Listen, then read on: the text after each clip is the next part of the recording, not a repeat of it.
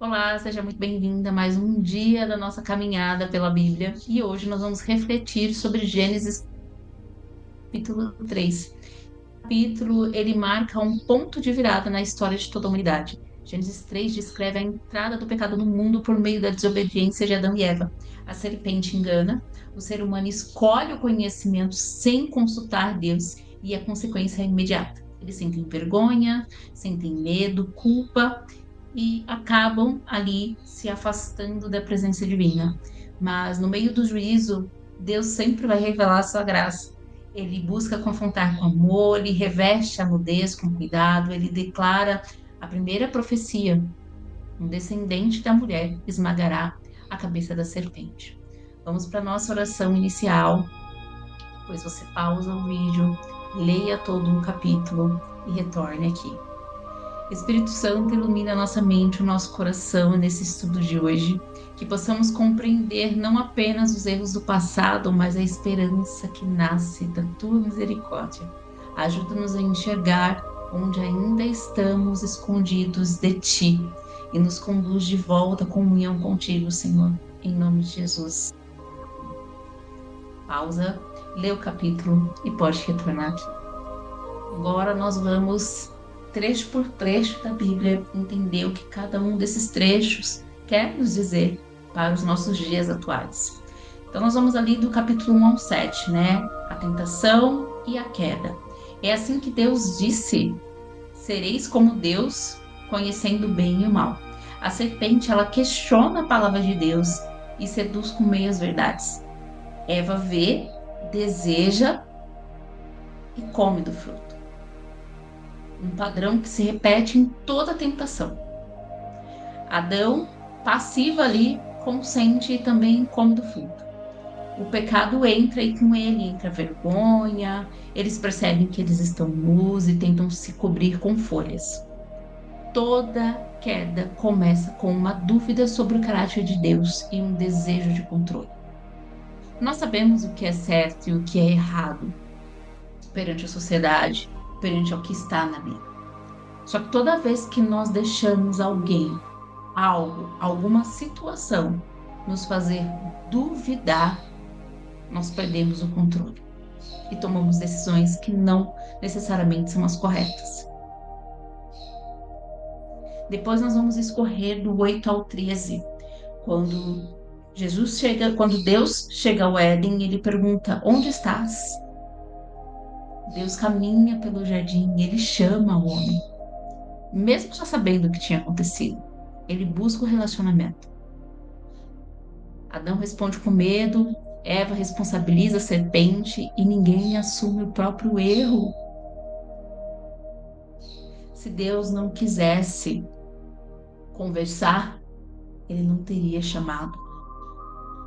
E quando ele chama, Adão e Eva não se responsabilizaram pelo próprio erro. Deus, ele vai continuar te chamando, mesmo quando você está errado. Deus te chama pelo nome. E quando você errar, busque não responsabilizar as outras pessoas, porque no final é sempre uma escolha. Nós escolhemos entre o certo e o errado. E quando você faz essa escolha e essa escolha te leva a um erro ou uma consequência negativa, se responsabilize pelo seu erro. Porque quando você não se responsabiliza, você fecha os seus olhos porque você fez de errado. E muitas vezes você não consegue evoluir, porque toda vez que você erra, você não assume a culpa. Você arruma uma desculpa, culpa o outro. Quando na realidade você não está fazendo o certo. Ontem nós falamos sobre o relacionamento, né? Sobre quando a gente falou ali em Gênesis 2, que às vezes eu falei ali do casamento, que às vezes a gente liga para um colega ou para uma colega para falar mal do nosso cônjuge. Mas será que o erro é só dele? Será que você consegue reconhecer o seu erro? Aqui eu estou falando de um casamento, mas pode ser em qualquer tipo de relacionamento. Será que você não está aplicando a fuga, como Adão e Eva, tapando os olhos para o seu erro e culpando o outro? O que cabe é uma reflexão.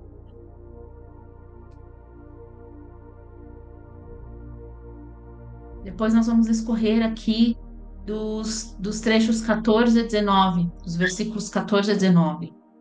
Aqui, Deus diz que o homem não terá mais nada fácil, que ele terá que derramar suor para se alimentar. Aqui Deus dá as consequências do pecado, a dor, conflitos, trabalho duro, a morte.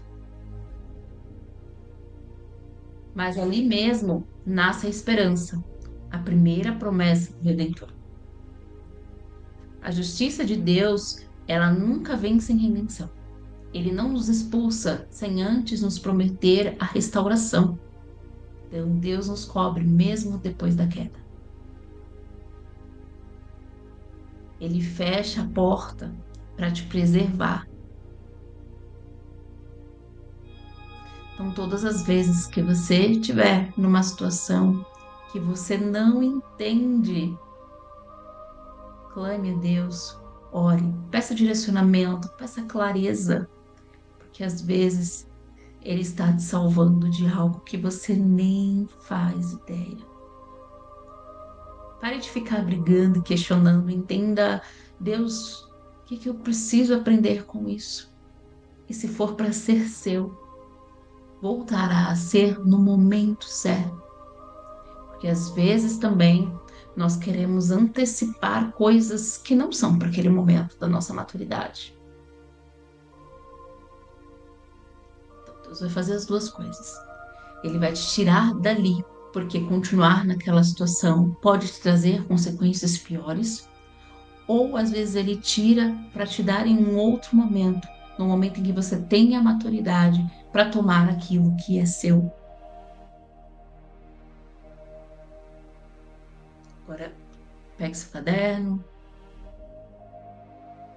sua caneta, vamos refletir um pouco sobre Gênesis 3. Onde você está? Essa foi a primeira pergunta de Deus após o pecado de Adão e Eva. Ele não veio com condenação, ele veio buscar. Deus não perguntou: o que você fez? Mas a primeira coisa foi: onde você está? E essa pergunta ecoa até hoje. Quantas vezes, diante de erros, decisões impulsivas ou vergonha, escolhemos nos esconder? Fingimos que está tudo bem, colocamos folhas para cobrir a alma, mas por dentro você está distante da sua origem, você está distante do seu propósito, você está distante da comunhão de Deus. É quando você se perde de si mesmo. Muitas vezes nem você mais sabe quem você é.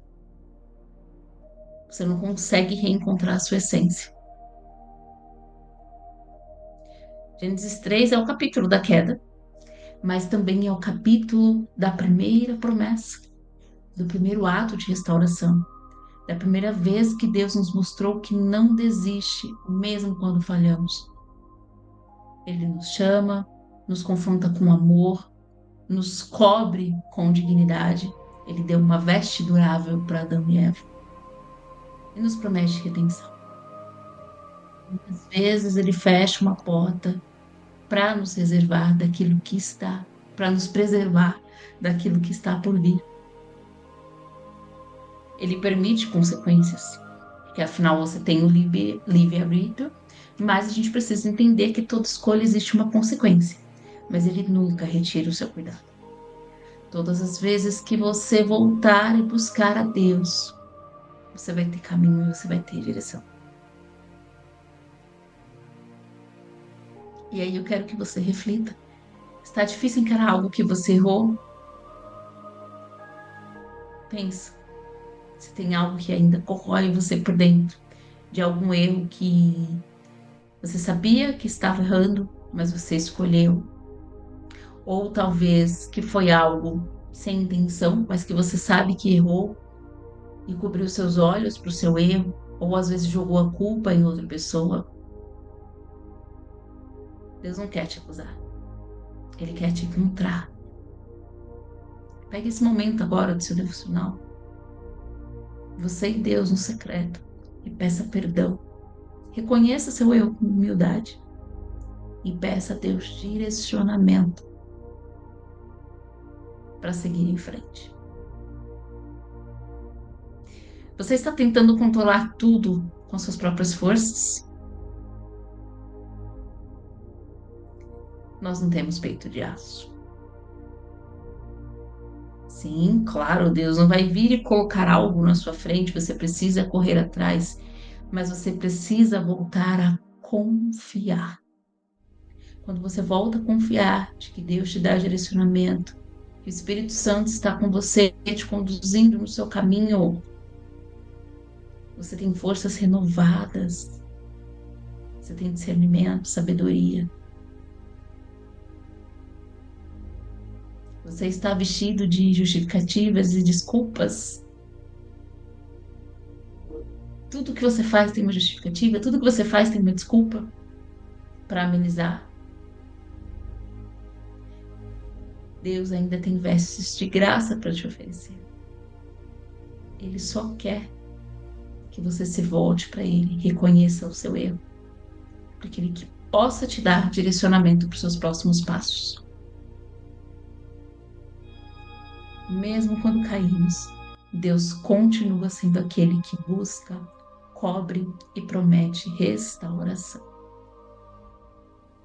Eu vou fazer a nossa oração final, mas eu quero que você continue nesse momento de intimidade com Deus. Faça a sua oração, faça os seus pedidos, peça perdão e vá viver o seu dia com o direcionamento do Espírito Santo. Pai, diante da tua palavra, reconhecemos a nossa fragilidade. Tantas vezes queremos controlar, decidir por nós mesmos, buscar caminhos que parecem bons aos olhos humanos, mas que nos afastam do seu coração. Obrigada por não desistir de nós. Obrigada por ainda perguntar onde eu estou. Hoje escolhemos responder: aqui estou, Senhor. Cobre a minha vergonha com a tua graça. Que a promessa de redenção continue viva em mim e que cada passo nos aproxime mais da tua presença restauradora. Que possamos, Senhor, todos os dias, ao iniciar o nosso dia, lembrar de te pedir direção, de pedir discernimento para que possamos seguir com as tarefas do nosso dia.